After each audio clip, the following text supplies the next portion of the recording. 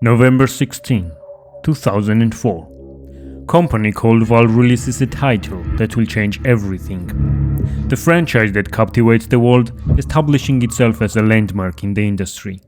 But does it truly make the impact that legend now suggests? To find out, we must travel back to early 2000s. Company behind Half-Life 1, a game that pioneered immersive 3D worlds, is heavily promoting their new entry. An entry that is set to shatter every preconception about video games. Before Half-Life, first-person shooters were rudimentary, a simple point-and-shoot. But in 2003 everything changes. At the Electronic Entertainment Expo, Valve unveils a preview of Half-Life 2, showcasing the capabilities of its new Source engine, lifelike facial animations, destructible environments, and a gravity gun that lets players interact with objects, all brought to life with shockingly realistic physics.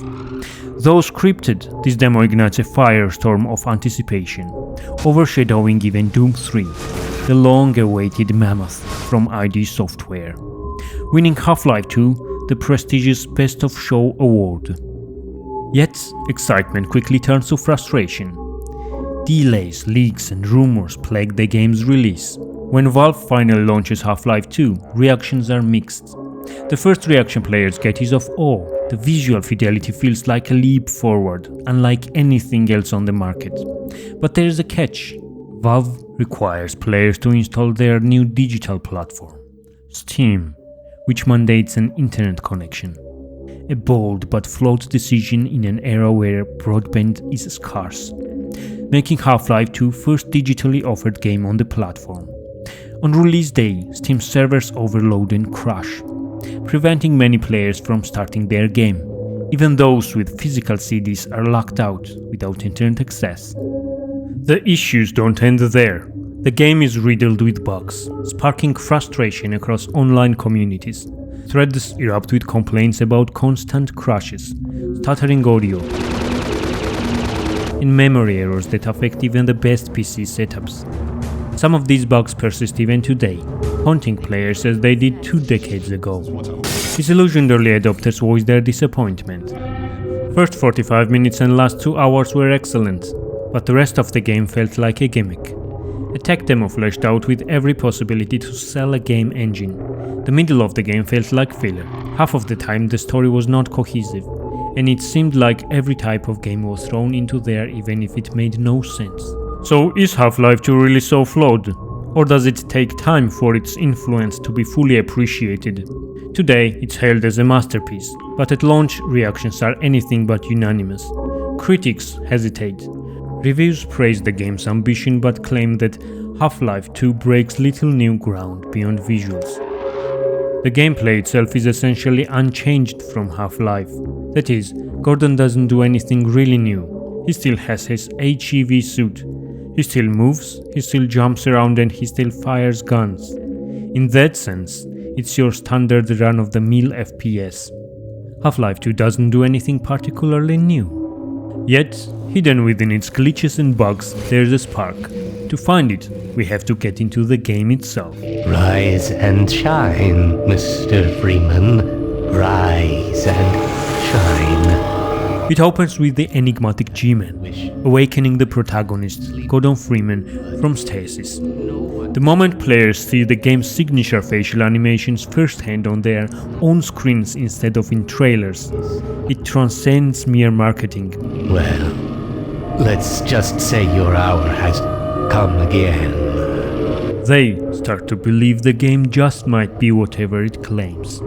Besides the first one, Half-Life 2 has no traditional cutscenes. The story unfolds around the player, never jumping out of the game. Freeman is voiceless, a blank slate, immersing players in a deeply personal experience, being themselves instead of some character with questionable opinions. You are the protagonist, cast into a dystopian world without explanation, left to explore its grim secrets and absorb its oppressive atmosphere. The immersion deepens when the player starts using weapons. Freeman's arsenal feels tactile and real. Gun physics and characteristics are elevated to the level where each gun has weight that can be felt by a player, from the rapid-fire handgun to the heavy shotgun. With powerful recoil and visceral impact, enemies react to every shot, staggering, collapsing, blood splattering in ways previously unseen. The world itself is responsive. Objects shatter, crates splinter and glass fractures realistically. An incredible feat for 2004, rivaling even modern games. Physics are not just for show, they are integral to gameplay. Players solve puzzles using weight, gravity and balance. Later in the game utilizing the zero-point energy field manipulator, the gravity gun, to lift and hurl objects and even enemies. This device is Valve's crowning demonstration of the Source engine's power, setting a new benchmark for realism and interactivity. But Half-Life 2 is more than a tech demo for Source engine. It's an adventure that plunges players into a world of terror, mystery and homage to popular culture. You there! Stop where you are! Stay on the rocks! Don't step on the sand, it makes the antlions crazy! The game's scenarios channel the fearsome landscape of Starship Troopers, as antlion creatures lie in wait beneath the sand, attacking at the slightest vibration. Poor Laszlo! The finest mind of his generation. The radioactive wastelands bring echoes of Metro 2033, where the protagonist's HEV suit shields him against the unforgiving world. The zombies, infected by parasitic headcrabs, mirror the terror of Alien, but with a chilling twist. They retain their human consciousness, moaning in agony as they beg for release.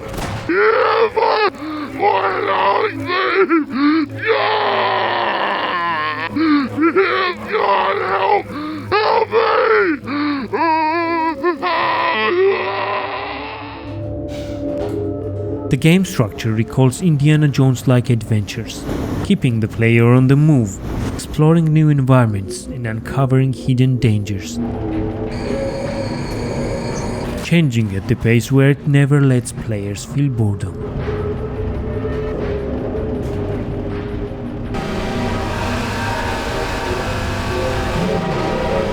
Following Half-Life 2's success, Valve releases Episode 1 and Episode 2, continuing Freeman's journey. Yet, the story remains unfinished, ending abruptly and leaving questions unanswered. Time, Dr. Freeman? Despite this cliffhanger, Half-Life 2 achieves its purpose. It is not merely a game, it's a revolution that shifts the entire landscape of gaming, sparking an era that gives us Portal, Team Fortress, and Counter-Strike Source. Valve stops Half-Life 2's story at the peak of its impact, leaving it untouched and unruined by endless sequels. And so we wonder, does Half-Life 2 deserve its legendary status? Or has nostalgia clouded our memory? The answer lies within the game itself, waiting for players to rediscover its secrets, as compelling and mysterious now as on the day it was released, 20 years ago.